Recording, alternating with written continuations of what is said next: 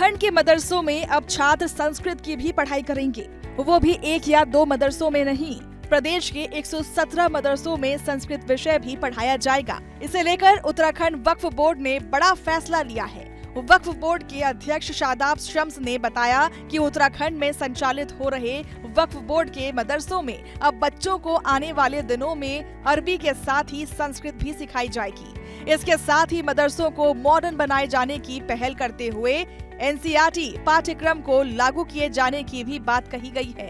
उन्होंने बताया कि राज्य के 117 वक्फ बोर्ड के मदरसों में अब संस्कृत भी पढ़ाई जाएगी। देवभूमि उत्तराखंड में वक्फ बोर्ड ने एक ईमानदार कोशिश की है, जिसमें हमने तय किया है कि जो 117 मदरसे वक्फ बोर्ड के हैं उसमें हम एनसीईआरटी का सिलेबस लागू करने जा रहे हैं। तो उस एनसीईआरटी के सिलेबस में संस्कृत की बुक भी अवेलेबल है।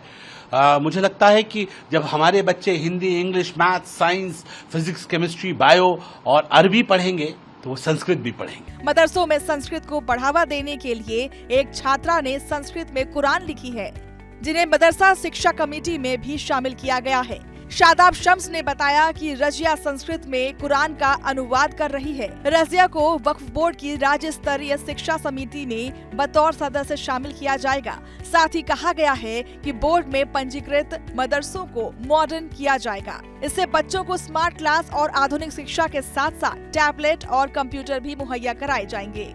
मॉडर्न मदरसे से जो पढ़े हुए बच्चे हैं वो डॉक्टर, इंजीनियर, फिलोसोफर, साइंटिस्ट बन के एपीजे अब्दुल कलाम साहब के रास्ते पे आगे बढ़ेंगे। उन्होंने एक रास्ता दिखाया है कैसे आप माँ भारती की सेवा कर सकते हैं, कैसे देश को विश्व गुरु बनाने में आपका सहयोग हो सकता है। और आज हम विकसित देश की श्रेणी की तरफ आगे बढ़ रहे हैं। वो तभी मुमकिन है जब अंतिम छोर पर खड़ी हुई ये मुस्लिम कम्युनिटी, जिसको अनपढ़ रखा गया, जब उसके हाथ में कलम की ताकत आएगी। और इसलिए मैं साफ मन से ये कह रहा हूँ, हम सब कुछ पढ़ाएंगे ना, हम अपनी बेटियों को खुला आसमान देंगे, उन्हें पर फड़फड़ाने के लिए पूरी जगह देंगे कि वो आसमान को छू लें। अभी हमारी एक बहन है रजिया सुल्तान, उन्होंने संस्कृत के अंदर 18 जो कुरान के सिपारे हैं उसको संस्कृत में लिख दिया है।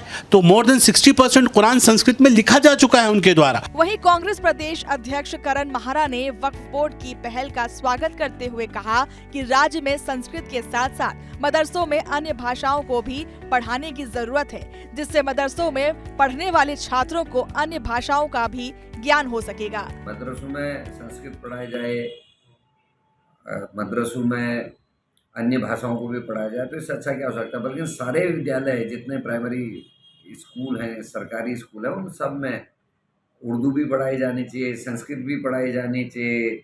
उनको जितनी भारत की भाषा है उनको पढ़ाया जाना चाहिए। एक आध विदेशी भाषाओं का भी सम्मिश्रण होना चाहिए। बहरहाल मदरसों में संस्कृत की पढ़ाई को लेकर उत्तराखंड के 4 जिलों में 4 मदरसों को आधुनिक शिक्षा की शुरुआत की जा रही है। वक्फ बोर्ड में पंजीकृत मदरसा हिफ्जुल कुरान कुंजा ग्रांट की कमेटी ने खुद को मॉडर्न मदरसा में शामिल करने का प्रस्ताव रखा, जिसे वक्फ बोर्ड ने मंजूरी दे दी है।